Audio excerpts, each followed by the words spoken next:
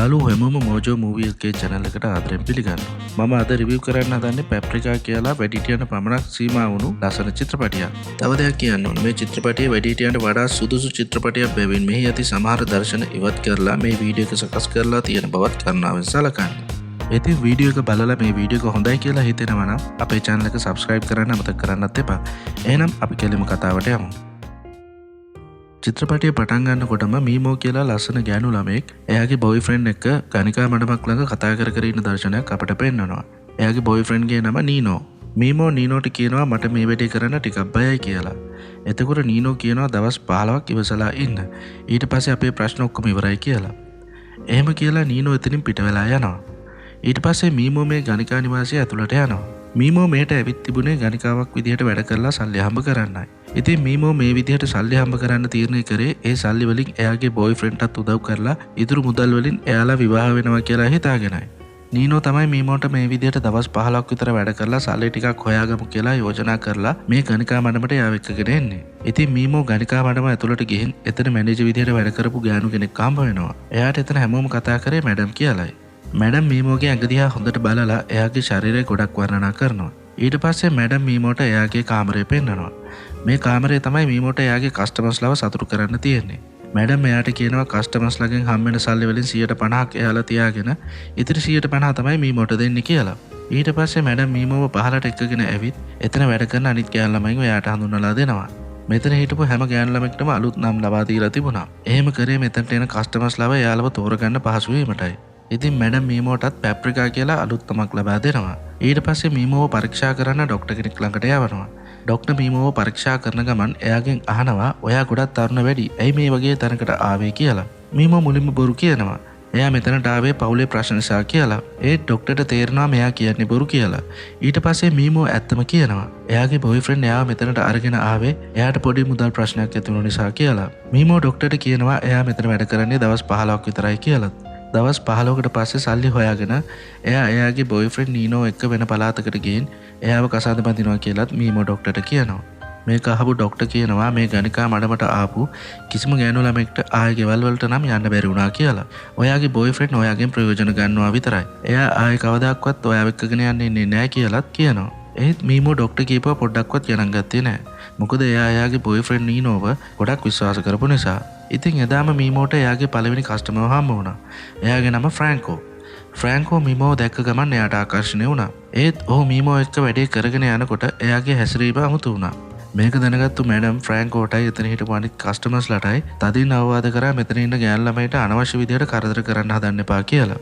කොහොම හරි එතනට ආපු ගොඩක් කස්ටමර්ස්ලා තෝරගත්තේ පෙනුමට හිටපු මීමෝ නිසා එයාගේ ආදායම දවසින් දවස වැඩි වෙන්න ගත්තා.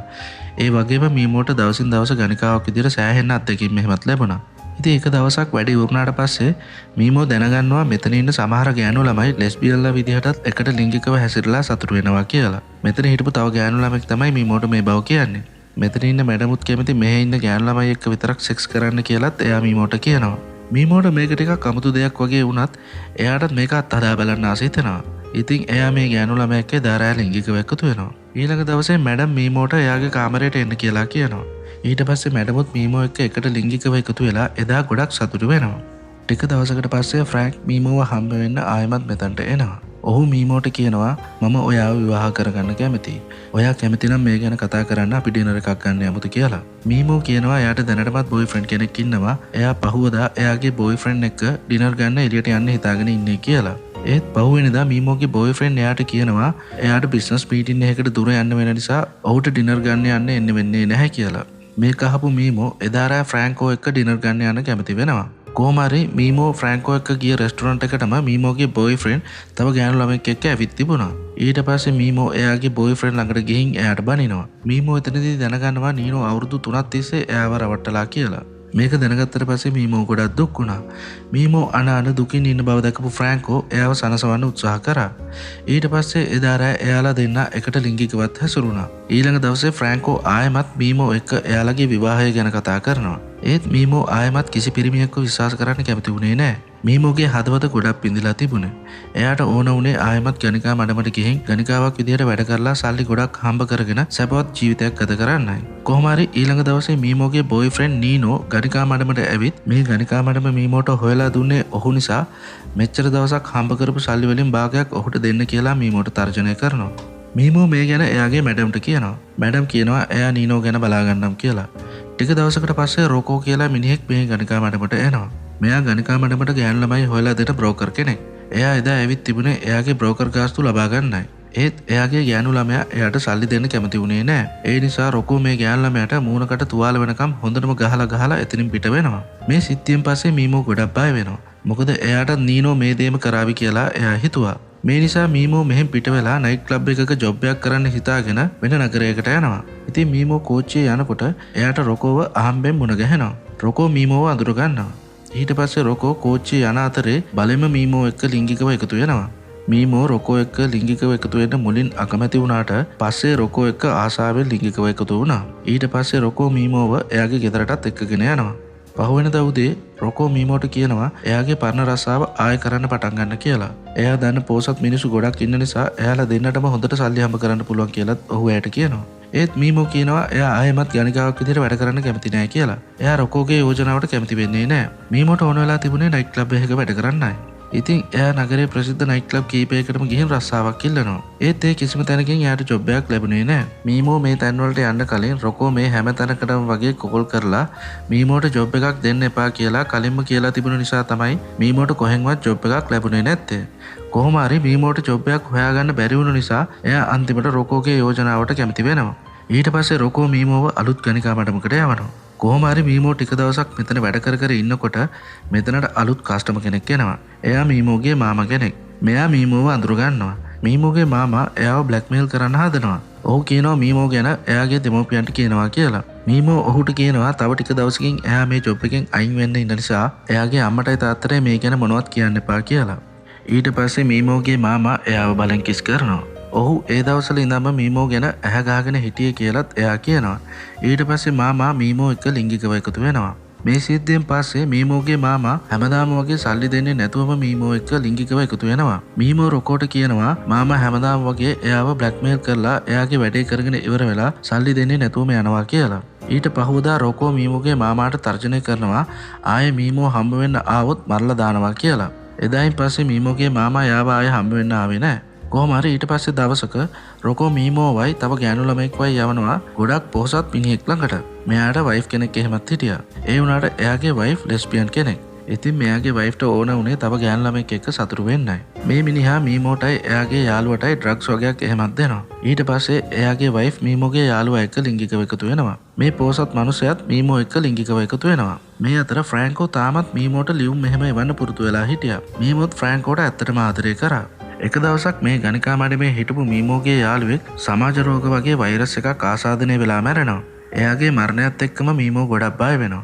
මීමෝ රොකෝට කියනවා එයාට මේ රස්සාවෙන් අයින් වෙන්න ඕනා කියලා. මොකද එයා බය වුණා එයාගේ යාළුවට වගේම එයාටත් ලෙඩක් හැදිලා මැරලා යයි කියලා.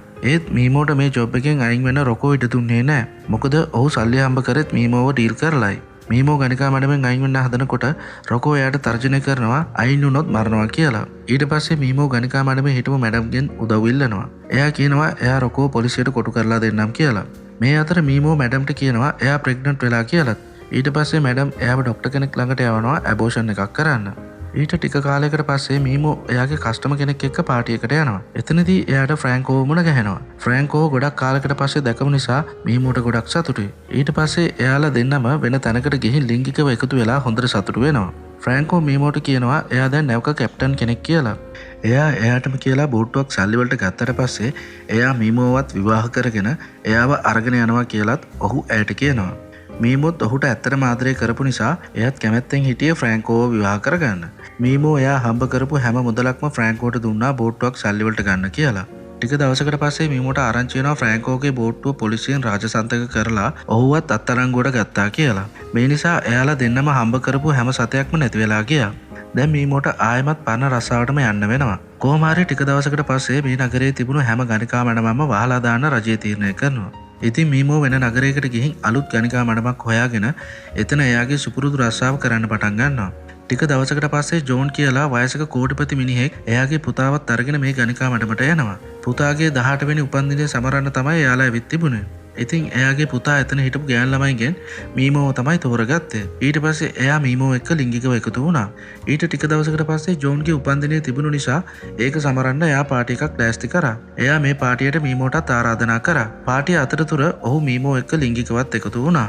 ජෝන් මීමෝට කියනවා එයා අවුරුදු 3කට පස්සේ තමයි මේ විදිහට ගෑනු කෙනෙක් එක්ක ලිංගිකව එකතු වුණේ කියලා.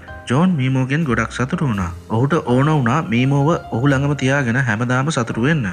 ඒ නිසා එයා මීමෝව කසාද බඳින්න කැමතියි කියලා ඇයට කියනවා. ජෝන් කියන්නේ කෝටිපති ව්‍යාපාරිකයෙක් නිසා මීමෝ ඔහුව කසාද බඳින්න එක පයින් කැමති වෙනවා. ජෝන් මීමෝව කසාද බැන්දට පස්සේ එයාගේ පවුලේ අයට එයා මීමෝව අලුත් බිරිඳ විදියට අඳුන්වලා දෙනවා. මේ අතර ජෝන්ගේ පුතා මීමෝට කියනවා ඔයා වගේ ලස්සන කාමුක කුඩම්මා කෙනෙක් මට ලැබුණ එක ගැන මට ගොඩක් සතුටුයි කියලා. මේක අහපු මීමෝට ගොඩක් තරහ යනවා. මීමෝ ඔහුට කම්මුල් පාරක් ගහලා කියනවා කොඩම කලින් තමන්ගේ කුඩම්මට ගරු කරලා කතා කරන්න ඉගෙන ගන්නවා කියලා. ටික දවසකට පස්සේ මීමෝ එයාලගේ කසාදයට සුබපතලා එවලා තිබුණු ලියුම් කීපයක් බල ඉන්නවා. මේ ලියුම් අතර ෆ්‍රැන්කෝ එවපු ලියුමකුත් තිබුණා. ඔහු හිරගෙදරින් නිදහස් වෙලා කියලා මීමෝ දැනගන්නවා. මීමෝ ඔහුට තවමත් ආදරය කරන බව අපිට මෙතනදී පේනවා. කසාදයෙන් ටික කාලයකට පස්සේ ජෝන් මැරෙනවා. ඔහුගේ දේපල වලින් භාගයක් මීමෝටත් අයිති වෙනවා. මීමෝ එයා එක්ක ගණිකා මඩමේ එකට හිටපු යාළුවන්ව බලන්න යන්න තීරණය කරනවා. මීමෝ එයාගේ මැඩම්වයි අනිත් යාළුවන්වයි හම්බ වෙනවා. ඒ වෙලාවේ මෙතනට කස්ටම කෙනෙක් ඇවිත් ඔහුට මීමෝ එක්ක ඉන්න ඕන කියලා කියනවා. මැඩම් ඔහුට කියනවා එයා දැන් කසාද බැඳලා ඉන්න නිසා එයා එන්නේ නැහැ වෙන ගෑනු ළමෙක් තෝරගන්න කියලා. ඒ වුණාට මීමෝ ඔහුට කියනවා එයා කැමති ඔහු සතුටු කරන්න කියලා. ඒ වගේම එදා දවසේ ආපු හැම කස්ටම කෙනෙක්ටම මීමෝ එයා එක්ක නොබලේ ලිංගිකව එකතු වෙන්න ඉඩ දුන්නා. ටික කාලයකට පස්සේ මීමෝ ෆ්‍රැන්කෝව කසාද බඳිනවා. එයා ෆ්‍රැන්කෝට අලුත් බෝට්ටුවක් තෑග්ගක් විදිහට දීලා ඔහුව ඒකේ කැප්ටන් කරනවා. කොහොම හරි අන්තිමට මීමෝට එයා බලාපොරොත්තු වුණු විදිහටම මුදලුයි ආදරයයි දෙකම ලැබුණා. පැප්‍රිකා චිත්‍රපටයේ කතාව මෙතනින් ඉවර වෙනවා. ඉතින් මූවි රිවිව් එක හොඳයි කියලා හිතෙනවා නම් මොජෝ මූවි LK channel එක subscribe කරලා bell icon එක on කරලා තියාගන්න. අපි ආයෙමත් තව ලස්සන කතාවකින් හම්බ වෙමු.